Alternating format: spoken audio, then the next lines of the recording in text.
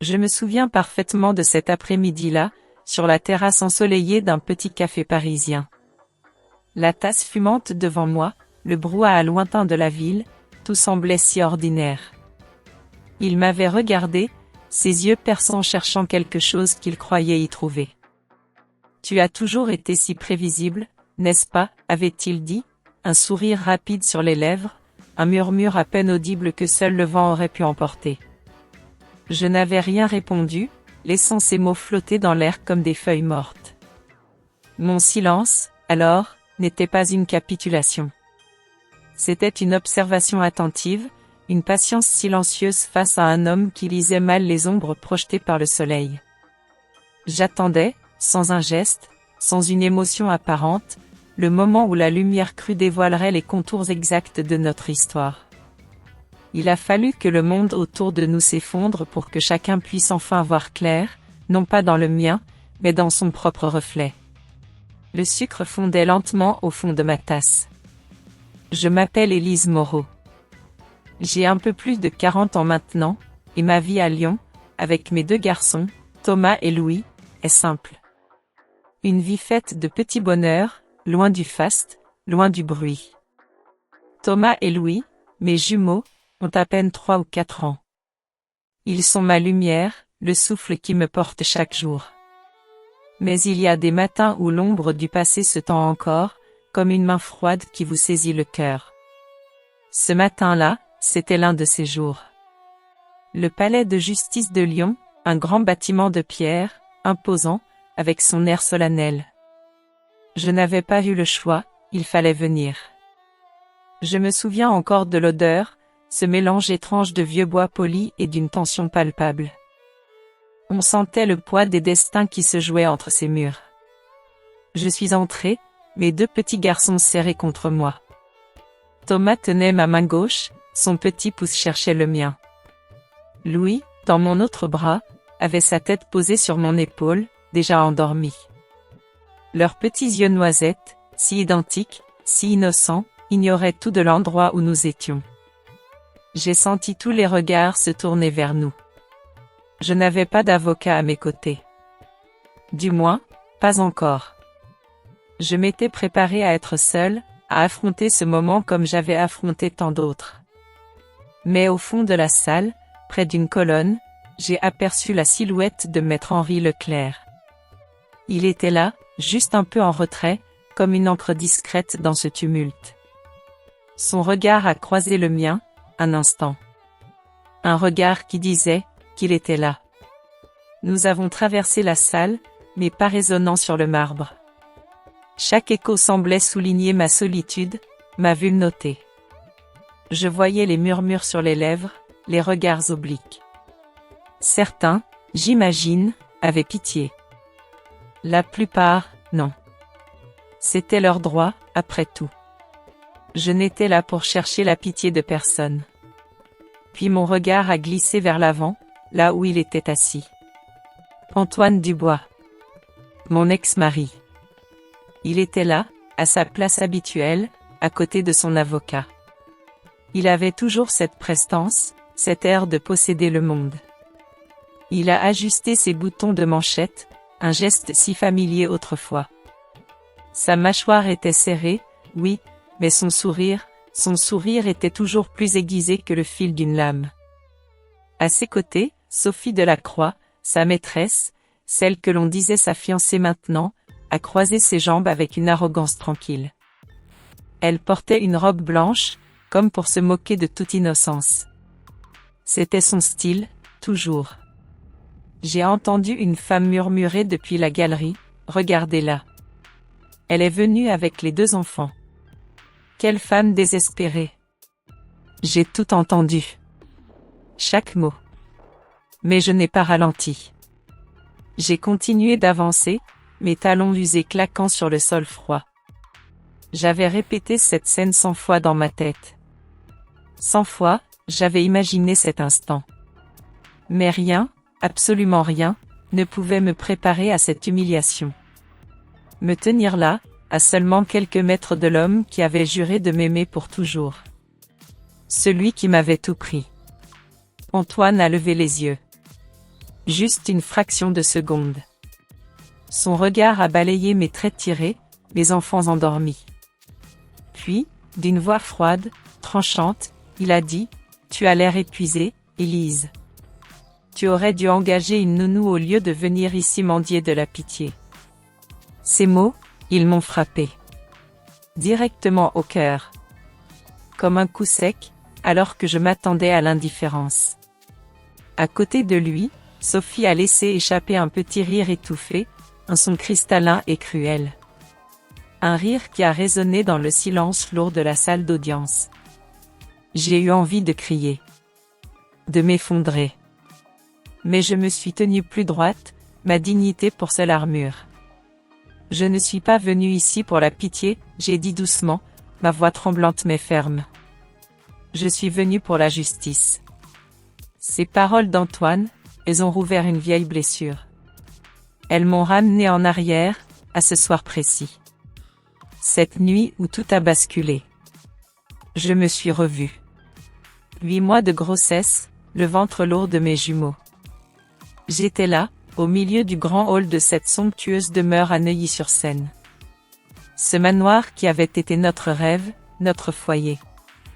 Il était devenu un musée froid, rempli d'échos de trahison. La pluie claquait contre les fenêtres ce soir-là, comme 1000 poings furieux. Le vent hurlait. Je tremblais, tenant mon ventre. Antoine, mon mari, se tenait en haut de l'escalier de marbre. Il me regardait d'un air étranger, comme si j'étais une intruse dans sa propre maison. « Antoine, s'il te plaît, j'avais supplié, ma voix brisée par les sanglots. Tu ne comprends pas. Je n'ai jamais touché au compte de l'entreprise. Quelqu'un m'a piégé. Assez. » Sa voix avait été si tranchante, si glaciale, qu'elle m'avait transpercé l'âme. « Tu crois que je ne sais pas ce que tu as fait ? Utiliser mon nom pour déplacer des fonds du groupe Dubois ? Tu te rends compte de l'image que ça me donne ? Non, j'avais crié, désespéré. J'étais malade à la maison tous les jours où tu disais voyager. J'étais ici. Oui, c'est ça. Une autre voix, douce mais perfide, s'était fait entendre derrière lui. Sophie Delacroix avait apparu. Elle portait l'une de mes robes de soie, comme si elle lui appartenait déjà. Ses cheveux mouillés brillaient sous le lustre. Son sourire était cruel. Tu aurais vraiment dû vérifier le téléphone de ton mari plus souvent, ma chère. L'ignorance ne fait pas l'innocence. Mon souffle s'était coupé. Toi, tu es son assistante. Tu m'avais dit que tu m'aiderais à organiser le compte de charité. Sophie avait ri doucement. Oh, je l'ai fait. Je l'ai juste organisé à mon avantage. Antoine ne l'avait pas arrêté. Son silence était pire que toutes les insultes. Il était descendu, avait attrapé mon bras et m'avait tendu une petite enveloppe. Tiens, les papiers du divorce. Signez-les avant la fin de la semaine. J'avais regardé ces papiers comme s'ils venaient d'une autre langue. Tu ne peux pas faire ça. Tu avais promis. Je t'ai promis une vie, il m'avait interrompu. Tu m'as donné l'embarras. C'est fini, Élise. Je ne vais pas élever les enfants de quelqu'un d'autre ou vos projets de charité. Mes larmes avaient brouillé ma vision. Ce sont tes enfants, Antoine. Nos enfants. Pendant un bref instant, quelque chose avait clignoté dans ses yeux. De la culpabilité, peut-être. Mais elle avait disparu aussitôt. Sors avant que j'appelle la sécurité. La tempête dehors hurlait alors que je titubais vers la porte. Je serrais mon ventre, sentant mes jumeaux bouger, comme s'ils comprenaient ce qui se passait. Ma valise m'attendait sur le porche, déjà trempée par la pluie, déjà oubliée. Je m'étais retournée une dernière fois, désespérée de trouver une trace de l'homme que j'avais aimé. Un jour, tu regretteras ça. Le rire de Sophie avait résonné derrière moi. La seule chose qu'il regrettera, c'est d'avoir perdu du temps avec toi. Un éclair avait déchiré le ciel ce soir-là, juste au moment où je mettais le pied dehors, sous la pluie. Mes chaussures s'étaient enfoncées dans les flaques d'eau. Mon corps tremblait de froid et de trahison. J'avais marché, jusqu'à ce que mes forces me lâchent. Je m'étais effondré sur le bord de la route, trempé, seul, serrant mon ventre. C'est là qu'une voiture, ses phares transperçant le déluge, avait freiné brusquement. Un homme était sorti en courant. C'était maître Henri Leclerc, l'ancien avocat d'Antoine. Élise, sa voix était urgente, paniquée. Qu'est-ce qui s'est passé? J'avais essayé de parler, mais seuls des sanglots étaient sortis. Maître Henri m'avait soulevé dans ses bras, m'avait porté jusqu'à la voiture. Tiens bon. Tu vas t'en sortir. Alors que la voiture filait à travers la tempête, vers l'hôpital, j'avais senti la première contraction déchirer mon corps. La douleur et la peur se mêlaient. Mais sous tout cela, quelque chose de plus dur commençait à prendre racine. Une résolution. Si je survivais à cette nuit, je ne supplerais plus jamais. Je me relèverais. Le fracas de la salle d'audience m'a ramené au présent. Le juge est entré, un homme sévère aux cheveux argentés, avec une autorité calme capable de faire taire le chaos. Le huissier a appelé l'affaire « Dubois contre Moreau ». Les caméras ont cessé de cliquer. La salle s'est figée. Les lèvres rouges et brillantes de Sophie se sont retroussées en un petit sourire. Elle a tendu la main sous la table pour serrer celle d'Antoine. Pour le monde, ils étaient le couple parfait maintenant. Jeune, glamour, invincible. Je n'étais qu'une note de bas de page. Une femme triste qui avait tout perdu. Madame Moreau, a commencé le juge. Ceci est votre dernière audience. Avez-vous une représentation? J'ai hésité. Mon avocat, oui, celui que j'avais eu brièvement, avait démissionné la nuit dernière, après avoir reçu une menace anonyme. Non, votre honneur, j'ai dit, ma voix toujours basse mais claire. Mais je parlerai pour moi-même. Un murmure a parcouru la salle. L'avocat d'Antoine a ricané. Ça devrait être rapide. Mais c'est alors que les portes se sont rouvertes. Un homme en costume gris foncé est entré, d'un pas ferme, calme, portant une mallette. Maître Henri Leclerc. L'homme que je n'avais jamais espéré revoir. Il s'est approché de l'estrade, sa voix posée. Votre honneur, je représenterai Madame Moreau à partir de ce moment. Le sourire confiant d'Antoine a vacillé. La main de Sophie s'est figée en l'air.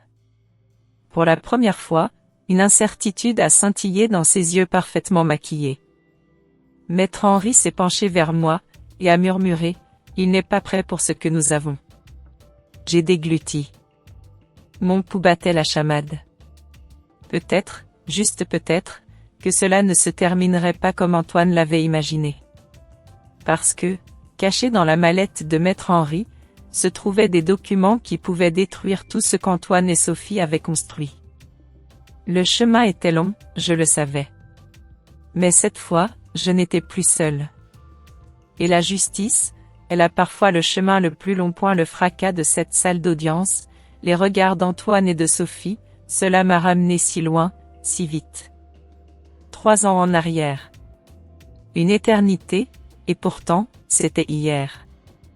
Je me revois. J'étais alors Élise Dubois. Une femme peut-être un peu naïve, un peu trop confiante. J'avais construit ma vie autour de cet homme, Antoine. Un homme d'affaires brillant, disait-on.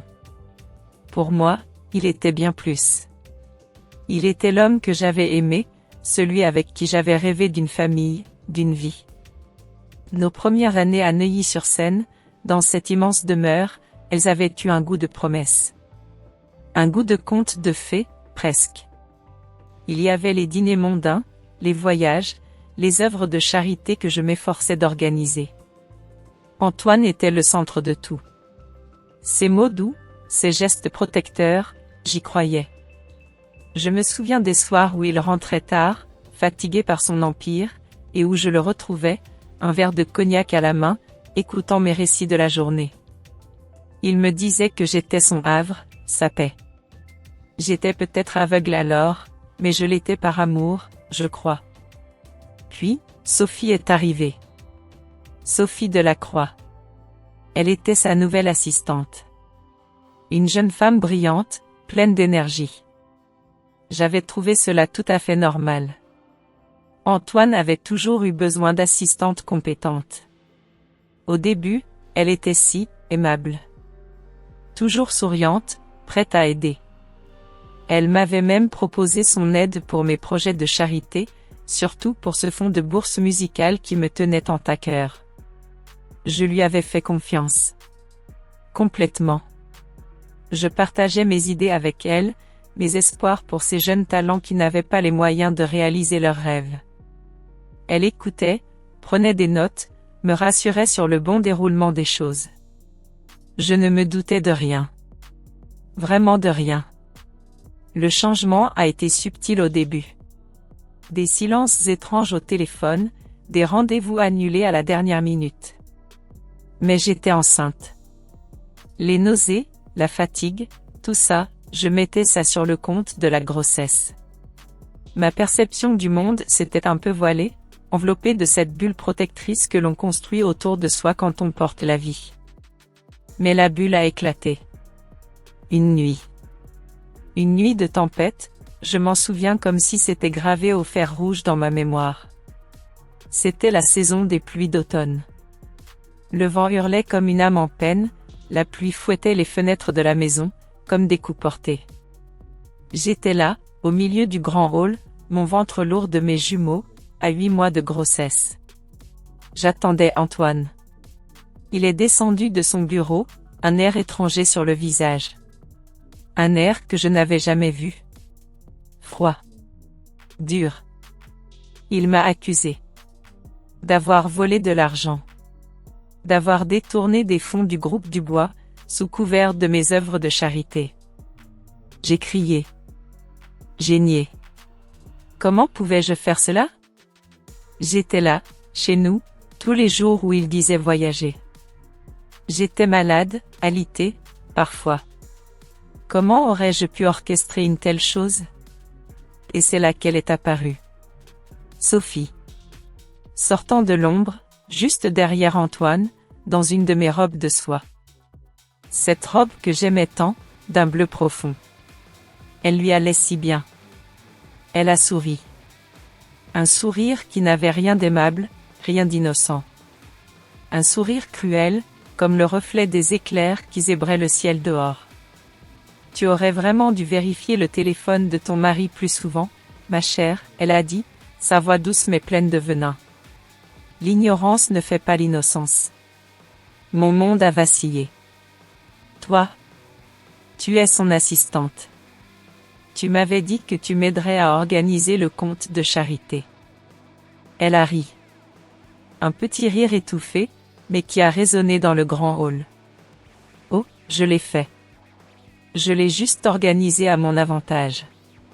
Elle avait dit ça avec une fierté si dérangeante. Antoine est resté silencieux. Son silence, ses yeux froids, étaient pires que toutes les paroles de Sophie. Il a descendu les marches, a attrapé mon bras d'une poigne ferme, et m'a tendu une enveloppe.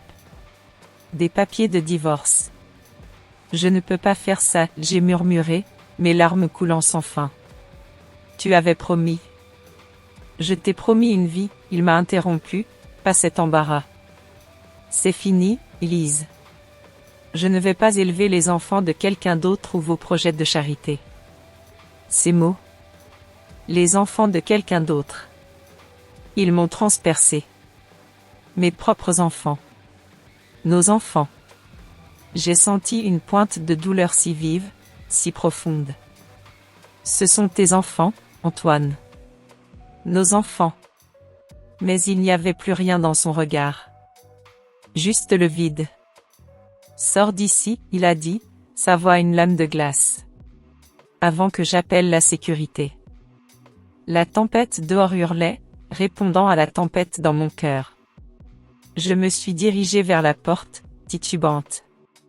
Je serrais mon ventre, sentant mes bébés bouger, comme s'ils pressentaient la violence de cet instant. Ma valise m'attendait sur le porche. Trempée. Abandonnée. Comme moi. J'ai jeté un dernier regard derrière moi, désespéré de trouver une once de l'homme que j'avais aimé. Un jour, tu regretteras ça. Le rire de Sophie, aigu et triomphant, a résonné. La seule chose qu'il regrettera, c'est d'avoir perdu du temps avec toi. Un éclair a déchiré le ciel juste au moment où je mettais le pied dehors. La pluie me fouettait le visage, mes cheveux collaient à ma peau. Mes chaussures s'enfonçaient dans les flaques d'eau. Mon corps entier tremblait de froid, de choc, de la trahison. J'ai marché, sans savoir où j'allais. Juste marcher. Jusqu'à ce que mes forces me lâchent complètement. Je me suis effondré sur le bord de la route, sous le déluge. Seul. Trempé.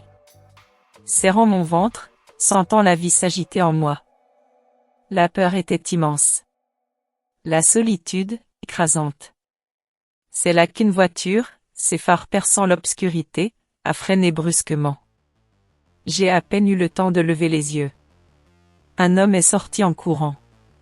Maître Henri Leclerc. L'avocat d'Antoine, mais celui qui, je le savais, avait toujours eu une conscience.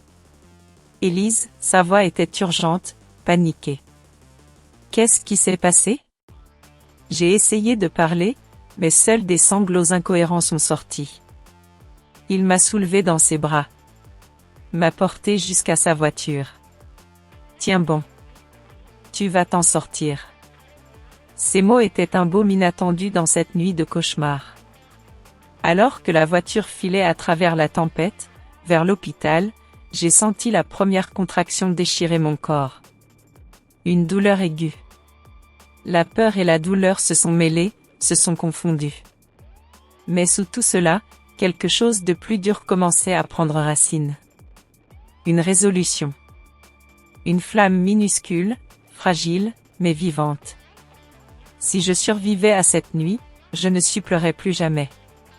Jamais. Je me relèverai.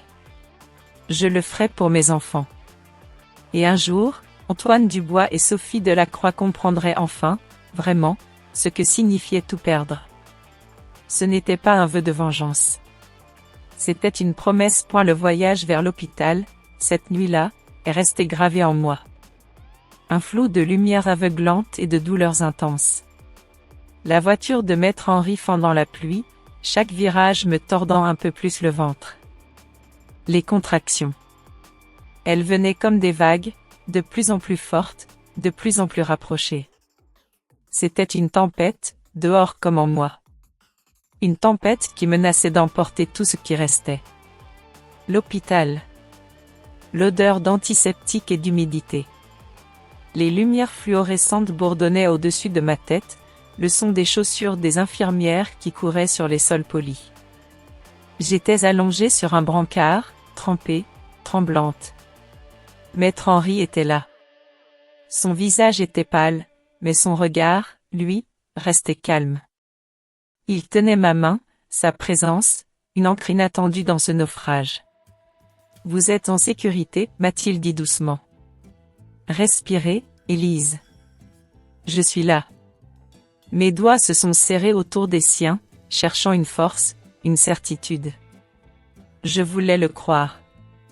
Mais la peur, elle avait une façon de s'accrocher profondément. Tout ce que j'avais, tout s'était envolé. Mon mari, ma maison, mon nom. Il ne me restait que ces deux minuscules vies qui luttaient pour venir au monde. Les heures se sont brouillées. La douleur venait par vagues, implacable. Quelque part entre les cris et le chaos, j'ai entendu un faible pleur. Mon premier enfant. Un garçon. Puis, quelques secondes plus tard, un autre. Son jumeau. Les larmes coulaient sur mes joues, des larmes de soulagement, de gratitude, d'amour. Thomas et Louis, j'ai murmuré, mes lèvres tremblantes, leur donnant enfin un nom. Ils sont forts, a dit l'infirmière, souriante. tout comme leur mère. Mais quand le médecin a demandé les informations du père, je me suis figée. Ma gorge s'est nouée. Il ne viendra pas, j'ai chuchoté. C'était la dure réalité. L'abandon, dans sa forme la plus crue. Maître Henri s'est avancé. Notez mon numéro. Je m'occuperai des formalités. Je l'ai regardé, pleine de confusion. Pourquoi feriez-vous cela pour moi? Parce que, il a dit, sa voix posée, quelqu'un doit faire ce qui est juste. Et Antoine Dubois a cessé de le faire il y a longtemps. Il est sorti de la pièce avant que je puisse le remercier. Sa gentillesse, sa force tranquille, ont laissé une empreinte indélébile dans mon cœur brisé.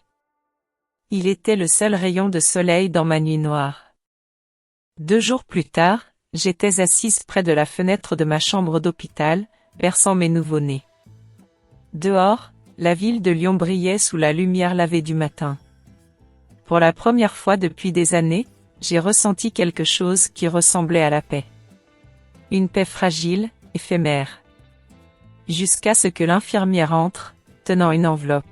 « Ceci est pour vous, madame, a-t-elle dit. Livré par un coursier. » J'ai froncé les sourcils et l'ai ouverte. À l'intérieur, une simple feuille de papier. Un avis d'expulsion. Mes factures d'hôpital avaient été payées intégralement, oui, mais mon assurance maladie avait été annulée. Mon régime de couverture via l'entreprise de mon mari, le groupe Dubois, n'était plus valable. Je n'étais plus couverte. L'adresse mentionnée sous mon nom avait déjà été transférée à Monsieur Antoine Dubois et sa fiancée, Mademoiselle Sophie Delacroix. Ma poitrine s'est serrée. Antoine m'avait effacée. Complètement. Comme si je n'avais jamais existé. Il avait tout coupé. Le lien. Le passé. Le présent. Il ne restait rien. J'étais nue face au monde, sans protection, sans ressources. Dans une autre partie de la ville, je savais ce qu'il se passait. Je pouvais l'imaginer. Antoine devait être en train de verser du champagne dans 2 flûtes de cristal. Sophie, allongée sur le canapé, en pyjama de soie, devait faire défiler son téléphone. Tout est en vogue, elle devait dire, un sourire narquois sur les lèvres. Pauvre Élise, expulsée. La sympathie du public dure 2 jours, tout au plus. La semaine prochaine, personne ne se souviendra même de son nom. Antoine devait rire. Parfait. Elle n'était qu'un fardeau. J'en ai fini de la porter. Sophie devait siroter sa boisson, se penchant plus près. Et les enfants? Qu'en est-il d'eux? Les enfants? Antoine devait dire froidement. Si ce sont les miens, elle peut les garder. Je n'ai pas besoin de ce drame. Le sourire de Sophie devait vaciller. Tu es vraiment sans cœur. Le cœur a construit cet empire, il devait répondre, se détournant. N'oublie pas ça. Mais l'univers a une façon de rendre les comptes. Alors qu'Antoine célébrait sa liberté, je l'ai su plus tard, un interne de l'hôpital avait posté un court clip en ligne. Une vidéo tremblante de moi en plein travail, murmurant les noms de mes fils pendant que le tonnerre grondait dehors.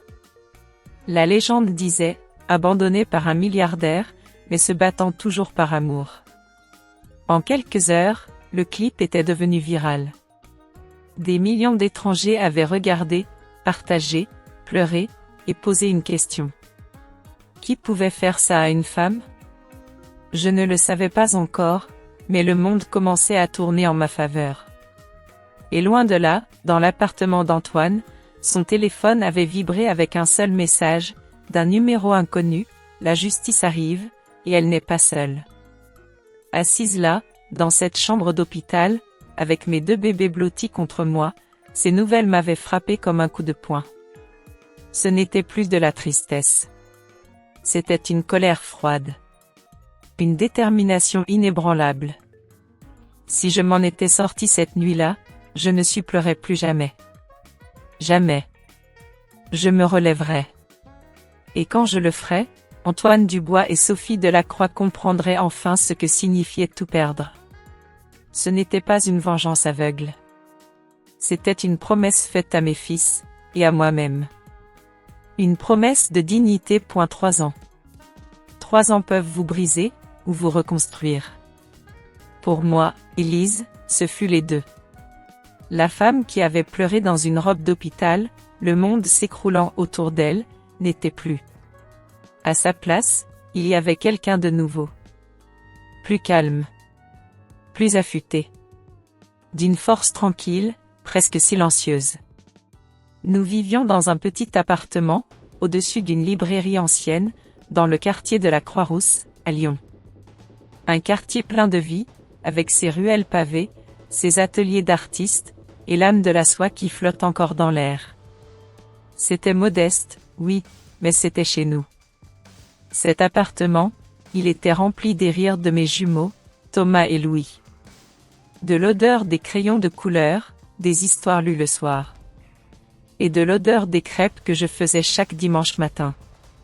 L'argent était toujours une préoccupation, je ne vais pas le cacher. Chaque euro comptait. Mais la paix était inestimable. J'avais appris à me débrouiller seule. À ne compter que sur moi-même.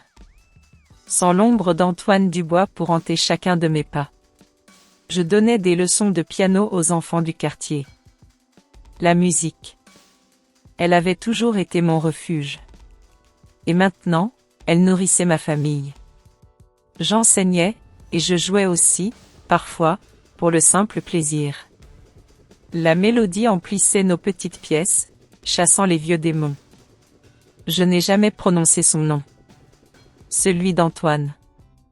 Je n'en avais pas besoin. Il faisait partie d'un passé que j'avais, en quelque sorte, rangé dans un tiroir scellé de ma mémoire. Pourtant, certaines nuits, quand les garçons dormaient profondément, je regardais les lumières de la ville scintiller à travers ma fenêtre. Je chuchotais alors, presque pour moi-même, un jour, ils connaîtront la vérité. Non pas pour moi, mais pour eux. Pour Thomas et Louis, mes petits soleils. Je voulais qu'ils grandissent sans cette ombre, sans ce fardeau, avec la certitude que leur mère n'avait rien eu à se reprocher. Ce jour-là est arrivé plus tôt que je ne l'avais imaginé. D'une manière tout à fait inattendue. Je sortais d'un petit café du coin, l'odeur du pain frais et du café encore dans l'air. Mon rituel du matin. Je passais devant le kiosque à journaux. Et là, mes yeux se sont posés sur la couverture glacée d'un magazine. Un magazine de prestige. Je me suis arrêté net. Le cœur serré. Antoine Dubois et Sophie Delacroix. Le couple de l'année. La photo les montrait tous les deux. Antoine dans un costume impeccablement taillé, Sophie dans une robe rouge éclatante. Ils souriaient. Comme si rien de laid n'était jamais arrivé entre nous. Mon estomac s'est tordu. Sous la photo, le titre. Il m'a transpercé. Le groupe Dubois se lance dans le financement de l'éducation, redonnant aux enfants défavorisés. Je me suis figé. Mon sang s'est glacé. C'était mon idée. Ma propre idée. Mon concept de charité. Celui que j'avais élaboré des années auparavant, pour mon projet de bourse musicale. Celui-là même qu'Antoine avait raillé, moqué, qualifié de projet de charité insignifiant. Mes doigts ont tremblé en feuilletant les pages du magazine. Et là. C'était là. Ma proposition. Mot pour mot. Avec la signature de Sophie Delacroix au bas de la page. Pendant un instant, la vieille douleur est revenue, submergente. La douleur de la trahison, de l'humiliation.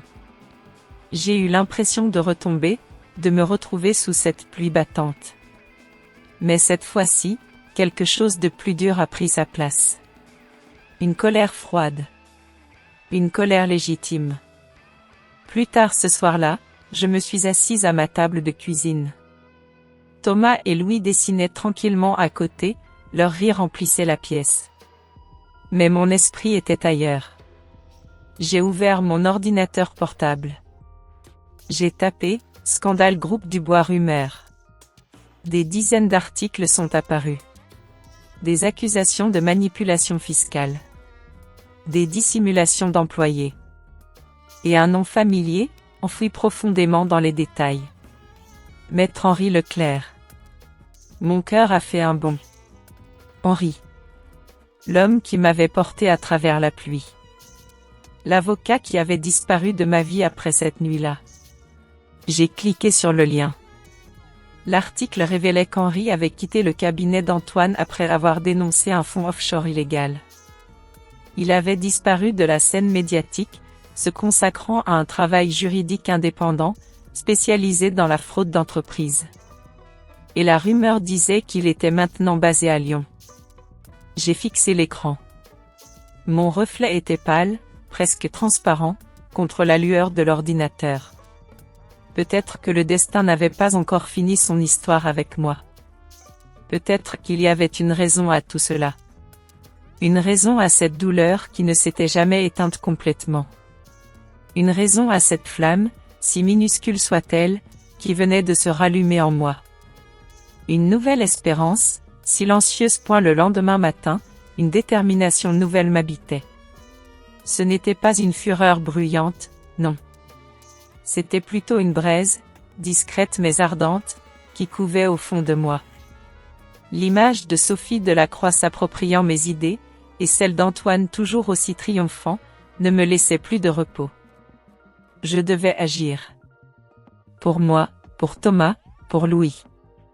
Pour qu'un jour, la vérité ne soit pas seulement mon secret.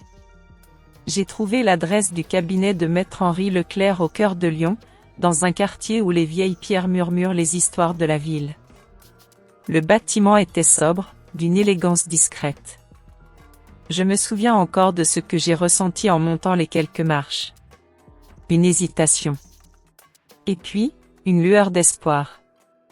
Comme si chaque pas me rapprochait d'un chemin que j'avais cru perdu. Mon cœur battait un peu plus fort que d'habitude. Mes mains étaient légèrement moites. Après tout ce temps, j'allais le revoir. L'homme qui avait été mon ancre dans la tempête la plus sombre de ma vie. La réceptionniste, une dame aux cheveux argentés et au sourire doux, m'a accueilli. « Avez-vous un rendez-vous, madame ?» m'a-t-elle demandé. « Non, » j'ai répondu, ma voix un peu plus hésitante que je l'aurais voulu. « Mais, dites à maître Leclerc qu'Élise Moreau est là. » Juste mon nom. Rien de plus. C'était la seule chose dont il aurait besoin, j'espérais.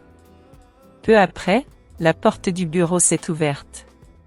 Et il est apparu. Maître Henri. Le temps avait passé pour lui aussi, bien sûr. Quelques rides d'expression autour des yeux, un peu plus de sagesse sur son visage. Mais son regard était le même. Ce regard calme, bienveillant, que je n'avais jamais oublié. Son expression a d'abord montré une surprise fugace. Puis, elle s'est adoucie, laissant place à un soulagement, presque une reconnaissance. Un léger sourire a étiré ses lèvres. « Vous m'avez trouvé » a-t-il dit doucement, comme si c'était une évidence. C'était une phrase simple, mais elle a résonné en moi comme un écho lointain. Comme si notre rencontre était inévitable, après tout ce chemin. Je n'avais pas l'intention de vous chercher, du moins pas si directement, j'ai avoué, un peu gêné. Mais, peut-être qu'il est temps que nous arrêtions de courir, tous les deux. Mes propres mots m'ont surprise par leur franchise. Ils venaient du cœur. Il a hoché la tête lentement.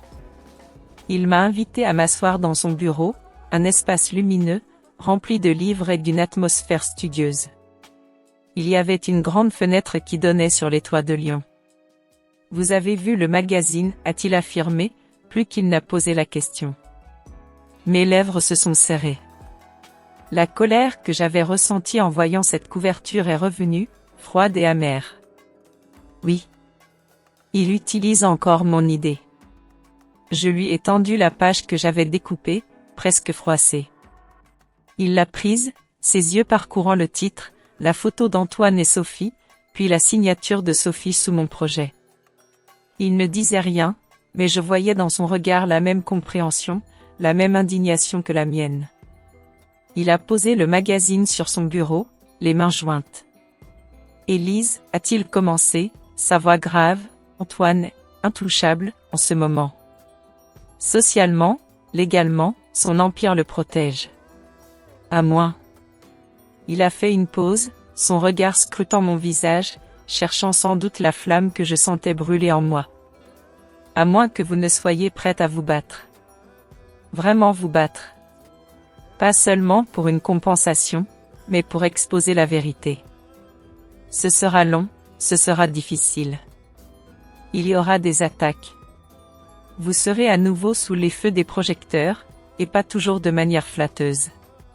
Êtes-vous prête pour cela ? » J'ai regardé vers la fenêtre. À travers le verre, je pouvais distinguer, très loin, l'endroit où se trouvait la crèche de Thomas et Louis. Leurs petites silhouettes, leurs rires imaginaires, ont traversé mon esprit. C'était pour eux.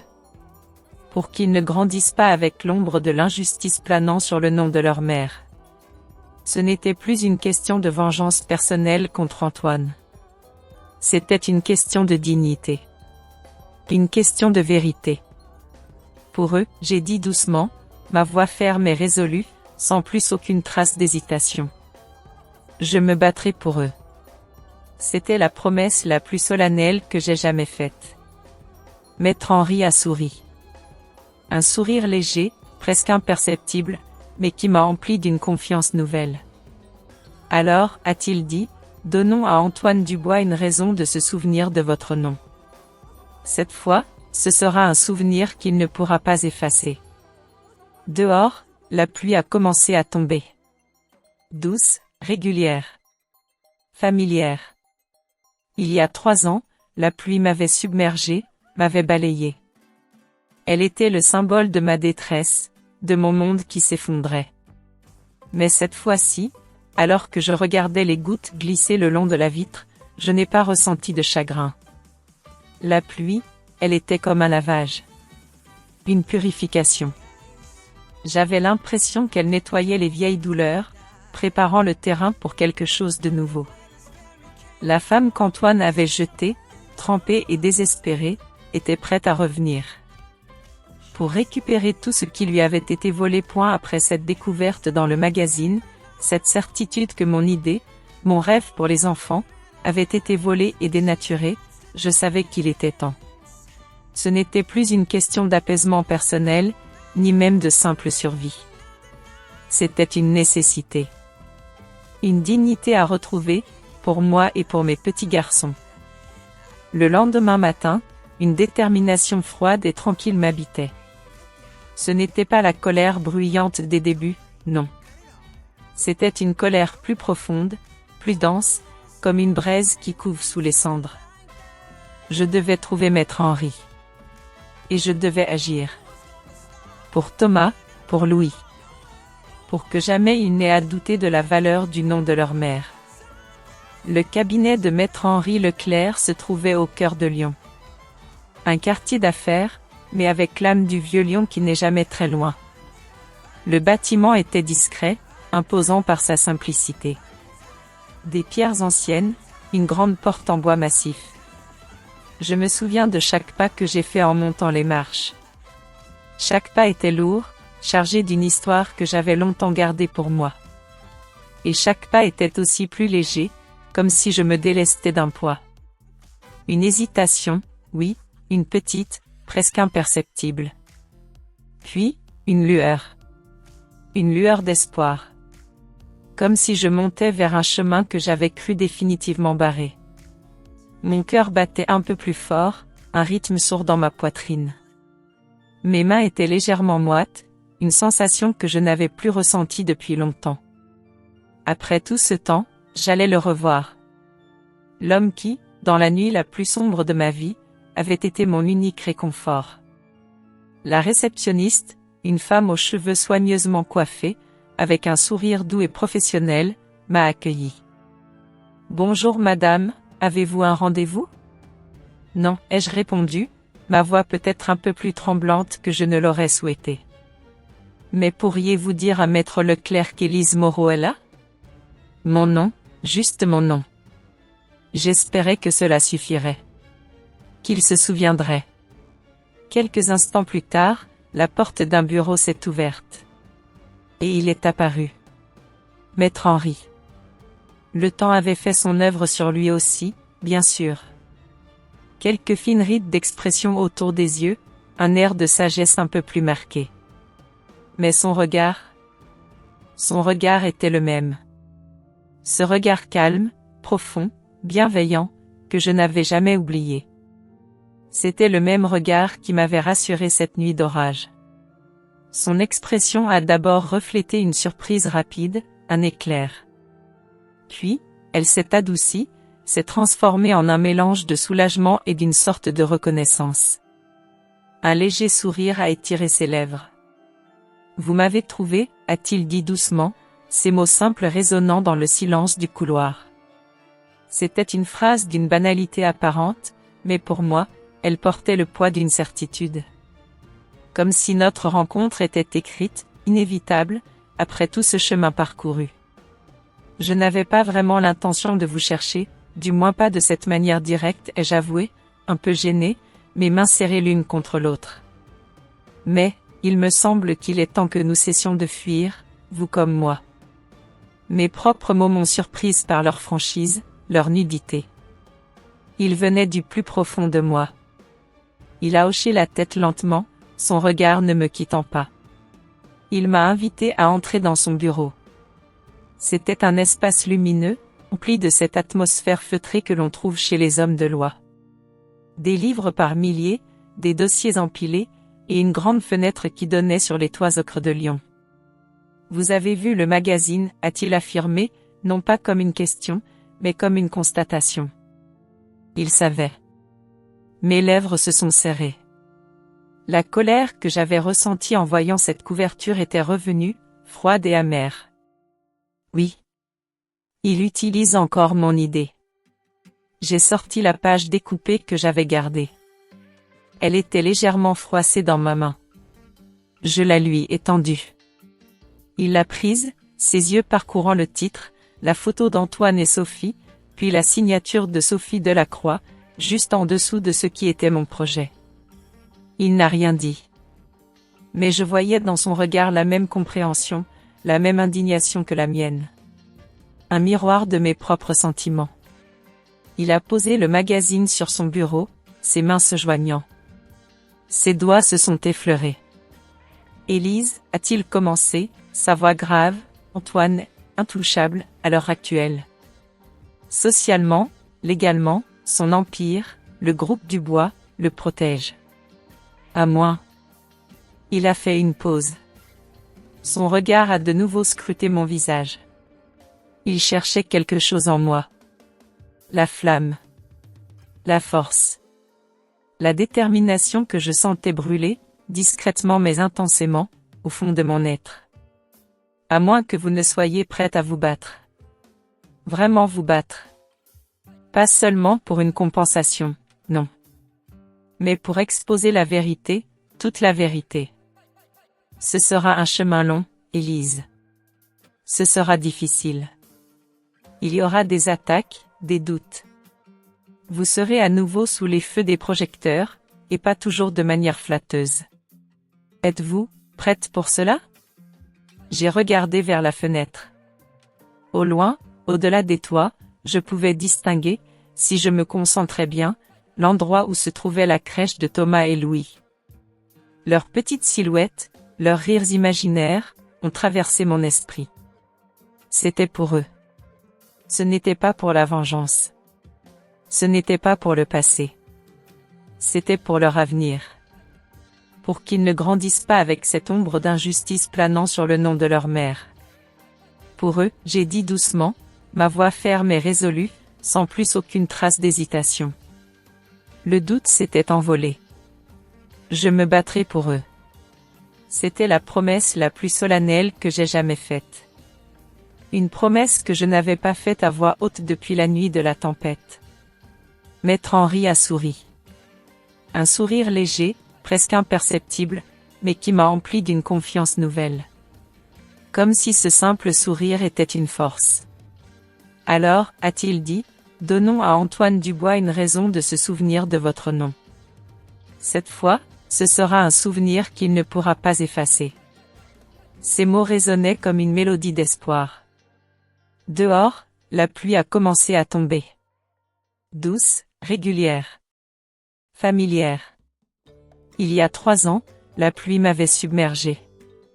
Elle m'avait balayé, emporté dans la détresse.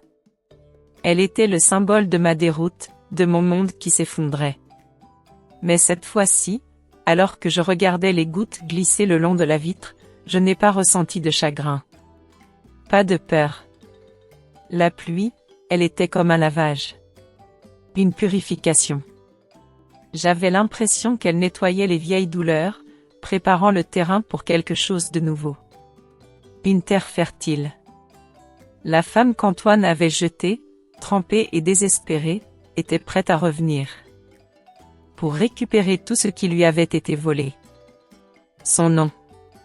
Sa dignité. Son histoire. Le plan de Maître Henri et le mien était audacieux. Je le savais. Maître Henri avait préparé chaque détail avec une minutie incroyable, une patience que je n'aurais jamais pu égaler. Il avait assemblé les pièces, des fragments de preuves, comme on reconstitue un puzzle oublié.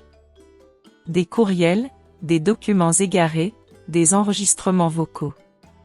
Tout ce qui prouvait les manigances de Sophie et l'aveuglement complice d'Antoine.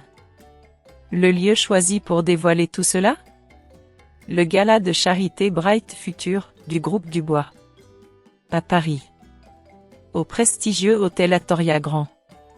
L'événement mondain de l'année, une parade de millionnaires, de magnats des médias, de politiciens qui se donnaient bonne conscience avec de l'argent de charité.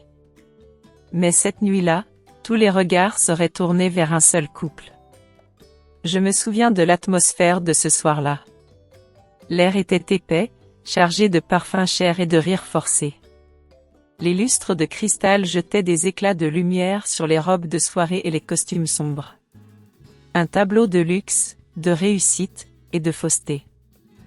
J'étais là, près d'une entrée secondaire de la salle de bal. J'avais choisi une robe noire simple, qui épousait ma silhouette sans artifice, sans marque ostentatoire. Je n'étais pas là en tant qu'invité.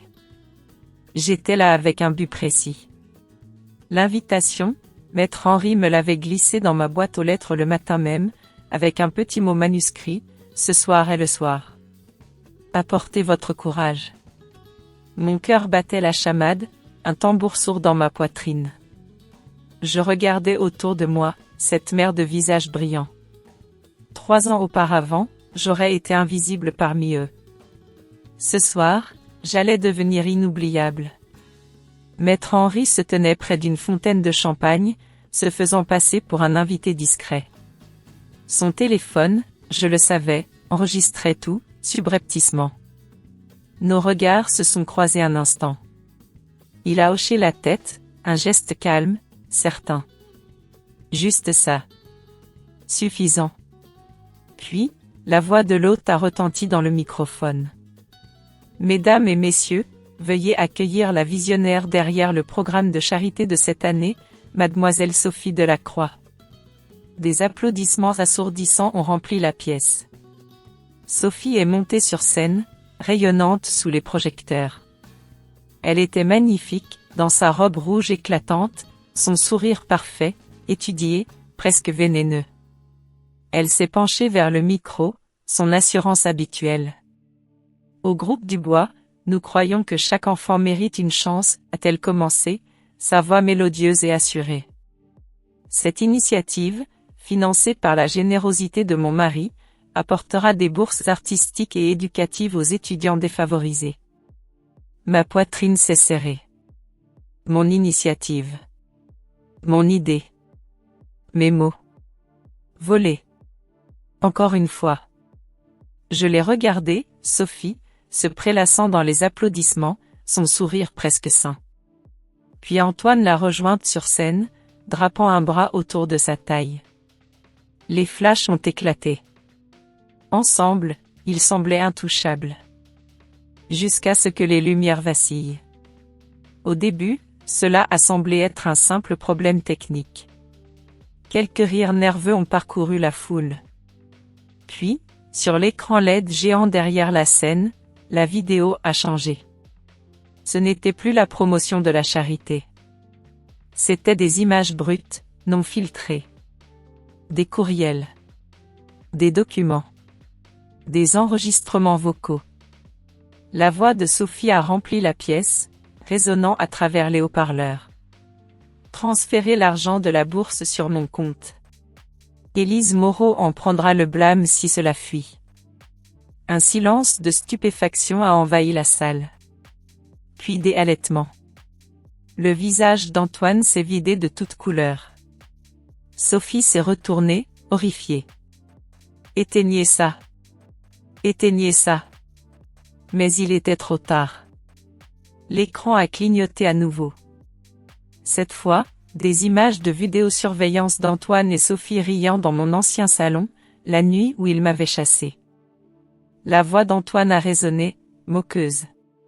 Elle n'est rien. Le temps qu'elle comprenne, nous posséderons déjà tout. Un silence glacial est tombé. Les caméras se sont tournées vers eux, enregistrant chaque expression, chaque goutte de panique. Depuis les ombres, j'ai avancé. Mes talons claquant sur le marbre, un son sec, presque comme le tonnerre annonçant une tempête. Je n'ai pas parlé. Je n'en avais pas besoin. Mon visage, celui qui avait été montré sur cet écran, mes larmes, mon humiliation, tout cela était maintenant remplacé par la réalité. Une Élise calme, déterminée. Une vengeance tranquille. Le microphone de Sophie est tombé sur le sol, avec un bruit sec. Antoine a attrapé son bras. « Qu'est-ce que tu as fait » a-t-il sifflé, sa voix pleine de rage contenue. Elle a secoué la tête, tremblante. Ce n'était pas moi. C'est impossible. La foule a éclaté en murmures. Les journalistes se sont bousculés pour obtenir des citations. Le scandale parfait éclatait sous leurs yeux. Je me suis tenue droite, ma voix coupant le chaos, calme et claire. Vous avez dit que je n'étais rien, j'ai dit doucement. Voyons ce que ça fait de tout perdre. Et alors que la salle de bal sombrait dans le pandémonium, une chose est devenue claire. Élise Moreau n'était plus la femme qu'ils avaient jetée. J'étais le jugement qu'ils n'avaient jamais vu venir. Le gala s'est terminé dans un chaos qu'aucun attaché de presse n'aurait pu nettoyer. Les journalistes se sont précipités comme des requins dans l'eau ensanglantée. Les flashs ont éclaté, les microphones ont été poussés sous les visages, et la sécurité a tenté désespérément de contenir la folie. Sophie Delacroix est restée figée sur scène, son maquillage coulant sous les lumières vives, ses mains tremblantes alors que la foule lui lançait des questions comme des pierres. Avez-vous détourné des fonds de charité, mademoiselle Delacroix? Étiez-vous impliquée dans la fraude du groupe Dubois? Est-il vrai que vous avez volé le projet de l'ex-femme de votre mari? La mâchoire d'Antoine Dubois s'est serrée si fort qu'une veine pulsait à sa tempe. Il a poussé les reporters, traînant Sophie par le poignet. Pas de commentaire, a-t-il aboyé, sa voix résonnant sur le marbre et les lustres. Antoine, Sophie a protesté, trébuchant sur ses talons aiguilles. Nous devons expliquer. Expliquer quoi? Il a claqué. Que tu as été assez stupide pour te faire prendre? Son souffle s'est coupé. C'est toi qui t'es tu, il a sifflé. Pas ici. Les caméras les ont suivis alors qu'ils traversaient le hall et sortaient dans la nuit pleine de flashs. La portière de leur limousine s'est claquée, coupant le bruit, mais pas la fureur entre eux. À l'intérieur, la voix de Sophie a tremblé. Tu as dit que les fichiers étaient supprimés. Tu as promis que personne ne pourrait rien remonter jusqu'à nous. Le visage d'Antoine s'est tordu de rage. Tu crois que j'ai planifié ça? Tu étais censée t'occuper des relations publiques, Sophie. Tu étais censée contrôler le récit. Des larmes ont rempli ses yeux, mais ce n'était pas du remords. C'était de la peur. Nous sommes finis, Antoine. Cette vidéo va nous détruire. Il a regardé par la vitre teintée, son ton devenant glacial. Pas nous. Toi. Sophie a cligné des yeux. Quoi? Je nierai tout. C'est toi qui as signé les transferts. C'est toi qui en paieras les conséquences. Ces mots l'ont transpercé comme du verre brisé. Pour la première fois, Sophie a réalisé ce que j'avais dû ressentir cette nuit-là sous la pluie. Mise au rebut. Jetable. Indigne d'être aimée. À la Toria, j'ai observé le chaos se dérouler depuis un coin tranquille près de la sortie. Je ne souriais pas, mais il y avait une satisfaction calme dans mes yeux. Maître Henri est apparu à mes côtés, son téléphone toujours en train d'enregistrer, discrètement. Vous avez obtenu votre justice, a-t-il dit doucement. J'ai secoué la tête. Pas encore. Ce n'était que le début. Maître Henri a étudié mon visage. Alors, la suite? Le tribunal, j'ai dit simplement. Avec des preuves cette fois. Alors que nous marchions vers l'air frais de la nuit, la pluie a recommencé à tomber, douce et régulière. J'ai levé le visage vers le ciel, la laissant me laver. La tempête ne me faisait plus peur. Elle me semblait être un renouveau. Assise là, dans la lumière chancelante de Lyon, je l'avais vue. La vérité exposée. Ce n'était pas l'exaltation pure, non. C'était un sentiment lourd, étrange, d'une justice qui venait d'être semée. Si vous êtes encore à l'écoute de cette histoire, si ce que j'ai vécu vous a touché, ne serait-ce qu'un peu, aidez-moi. Laissez un simple chiffre, 1 minute dans les commentaires ci-dessous. Ce serait pour moi une discrète marque de soutien, un rappel que je ne suis pas seul sur ce chemin. Et cela me donnera la force de continuer à partager ces souvenirs. Merci de votre présence. Le lendemain du gala, le monde s'est réveillé sous un déluge de nouvelles.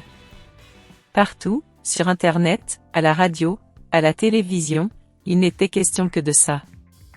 Sophie Delacroix exposée. Justice pour Élise. Les hashtags se multipliaient. Les sponsors se sont retirés du groupe Dubois. Les cours de la bourse ont chuté. Des journalistes campaient devant la somptueuse demeure d'Antoine à Neuilly-sur-Seine. Sophie a bien tenté de publier un communiqué, affirmant qu'elle avait été piratée. Personne ne l'a cru. Avant midi, des paparazzis l'avaient surprise en larmes, sur les marches de son cabinet de relations publiques, le mascara coulant. Son image, autrefois impeccable, était en miettes.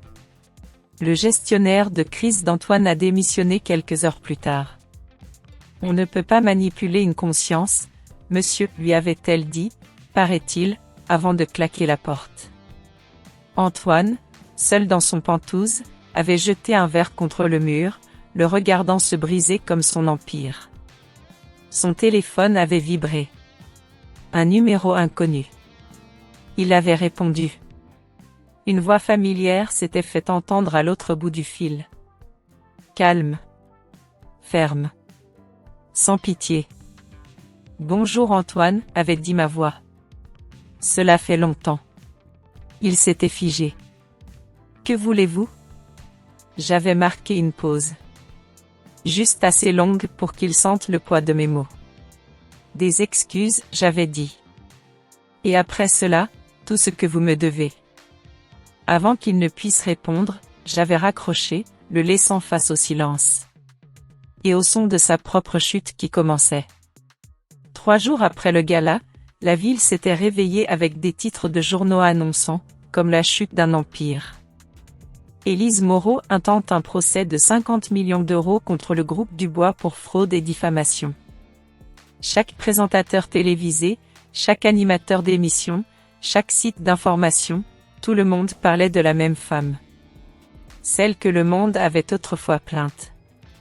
Maintenant, on l'appelait l'intrépide. À 9 heures du matin, je suis descendu d'un taxi devant le palais de justice de Lyon. La femme timide que les gens avaient connue n'existait plus. Je portais un blazer bleu marine, mes cheveux tirés en arrière, le menton haut. Les reporters ont crié mon nom, les flashs ont éclaté comme des coups de feu. Maître Henri Leclerc marchait à mes côtés, calme et confiant, une mallette à la main. Madame Moreau, avez-vous un commentaire? Oui, ai-je dit, ma voix posée et claire. Ceci n'est pas une vengeance. C'est une question de responsabilité.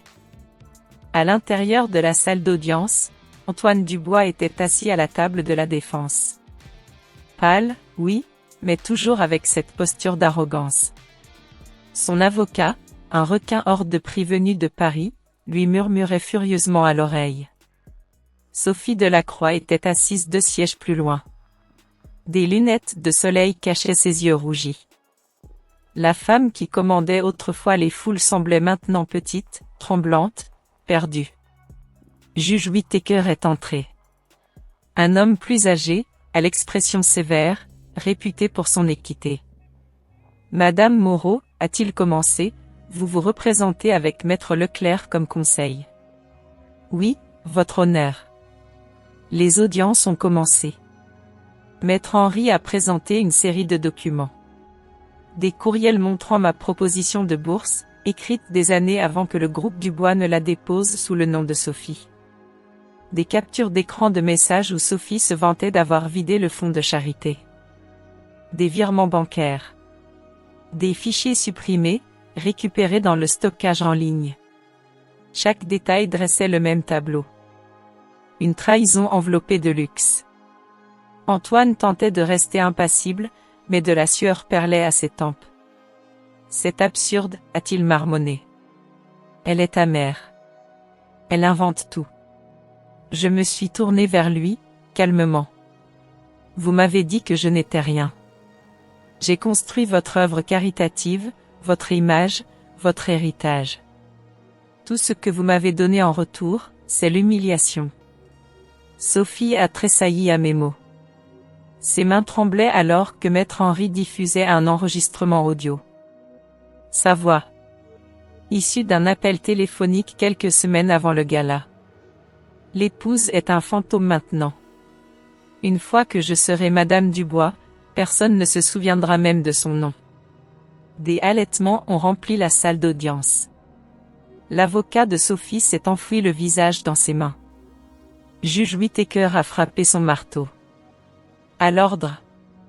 Mais le véritable coup de théâtre est venu ensuite. Maître Henri s'est approché de l'estrade avec une enveloppe scellée. Votre honneur, nouvelle preuve obtenue légalement auprès du Conseil d'éthique de l'État. Le juge a ouvert le dossier. Son expression a changé. Puis, lentement, il a levé les yeux. Est-ce exact? Oui, a dit Maître Henri. Cela confirme que le juge présidant l'affaire de divorce originale de Madame Moreau, le juge Delacroix, était directement lié à Mademoiselle Sophie Delacroix. La salle d'audience a éclaté. Les caméras ont flashé. Sophie est devenue rigide. Non, a-t-elle murmuré. C'est un mensonge. Mais ce n'en était pas un. Son propre père avait été celui qui avait signé mon arrangement de divorce inéquitable des années auparavant, s'assurant qu'Antoine gardait tout. Conflit d'intérêts. Fraude judiciaire. Le marteau du juge Whittaker a frappé de nouveau. Silence. Cette cour mènera immédiatement une enquête, a-t-il déclaré. Il s'est tourné vers Sophie. Mademoiselle Delacroix, vous faites face à des accusations d'outrage au tribunal et à une possible enquête fédérale. La voix de Sophie s'est brisée en un murmure. Papa avait promis que ça ne sortirait jamais. Antoine l'a fusillé du regard, réalisant que les dommages étaient irréversibles. Idiot, a-t-il sifflé. Tu nous as condamnés tous les deux. J'étais assise en silence, les mains jointes. La femme autrefois jetée sous la pluie détenait maintenant le pouvoir de démanteler leur empire avec la seule vérité. Quand la session a été ajournée, les reporters m'ont assailli. Élise, qu'est-ce que ça fait de gagner? J'ai souri faiblement. Ce n'est pas encore fini. La justice prend du temps, mais elle arrive toujours. Dehors, le tonnerre roulait dans le ciel lyonnais. Et alors que la pluie recommençait à tomber, je me suis murmuré, qu'il pleuve. Que tout soit nettoyé. Et quelque part, au fond du palais de justice, Sophie Delacroix a commencé à pleurer. Non pas par culpabilité, mais parce qu'elle savait enfin ce que la peur signifiait. Mon histoire, celle d'Élise, touche à sa fin ici. Un chemin long, parfois douloureux, mais qui m'a mené là où je suis aujourd'hui. Je me suis souvent posé la question, auriez-vous fait les mêmes choix que moi face à tant d'épreuves, face à un héritage si lourd? Devant ce dilemme, entre la facilité et la vérité? Je ne sais pas. Personne ne sait vraiment. J'aimerais en connaître vos pensées. Qu'avez-vous ressenti en m'écoutant? Si vous le souhaitez, partagez vos mots, vos réflexions, dans les commentaires. C'est précieux, pour moi. Si ces récits résonnent en vous, si cette quête de dignité vous touche, n'hésitez pas. Un simple « j'aime », un partage avec quelqu'un qui en aurait besoin, un abonnement à « La Revanche Silencieuse », c'est comme un fil invisible qui nous unit, n'est-ce pas? Une façon de garder le lien, de ne pas se sentir seul. La vie continue, avec ses lumières et ses ombres. Mais une chose est certaine, l'aube revient toujours. À bientôt, peut-être. Dans un autre murmure, une autre histoire. Cette vidéo est une histoire de fiction inspirée d'expériences de la vie. Elle n'a pas pour but de juger qui que ce soit, mais d'inviter calmement à réfléchir sur la manière de vivre et sur nos relations avec les autres. Les personnages, les noms et les lieux n'ont aucun lien avec la réalité et ont été modifiés afin de ne porter préjudice à personne. Puissiez-vous, à travers cette histoire, prendre un instant pour vous souvenir de votre propre vie et des personnes qui vous sont chères.